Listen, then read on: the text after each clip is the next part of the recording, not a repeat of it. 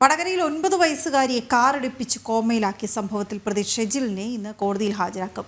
ജാമ്യം കിട്ടാവുന്ന വകുപ്പുകളാണ് ഷെജിലിനെതിരെ ചുമത്തിയിരിക്കുന്നത്. അശ്രദ്ധ മൂലമുണ്ടാകുന്ന മരണത്തിനാണ് പോലീസ് കേസെടുത്തിരിക്കുന്നത്. അനഘ ചേർന്ന വിവരങ്ങളുമായി. അനഘ, പോലീസ് ചുമത്തിയിരിക്കുന്ന വകുപ്പുകൾ എന്തൊക്കെയാണ്? വിവരങ്ങൾ എന്താണ്?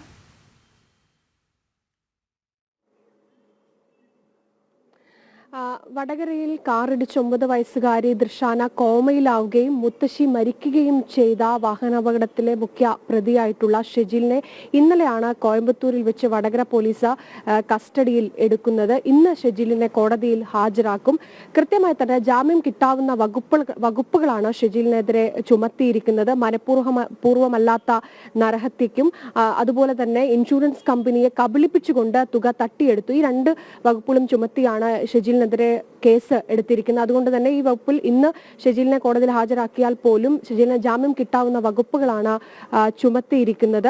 മാത്രമല്ല ഈ കേസുമായി ബന്ധപ്പെട്ട മാസങ്ങൾ നീണ്ട ഒരു അന്വേഷണത്തിനൊടുവിലാണ് ഷെജിലിന് ഇപ്പോൾ പോലീസിന്റെ വലയിൽ ആകുന്നത് എന്ന് തന്നെ പറയേണ്ടി വരും. കാരണം ഈ അപകടം നടന്നതിന് ശേഷം കൃത്യമായി തന്നെ കാർ നിർത്താതെ ഈ ദൃശാനയും മുത്തശ്ശിയും ദൃശാന കോമയിലാവുകയും മുത്തശ്ശി മരിക്കുകയും ചെയ്യുന്ന ഒരു അപകടമാണ് ഉണ്ടായിരുന്നത്. ഈ സമയത്ത് കാർ നിർത്തുക പോലും ചെയ്യാതെ അവിടെ നിന്ന് കടന്നു കളയുകയാണ് ഷെജിൽ ചെയ്തത്.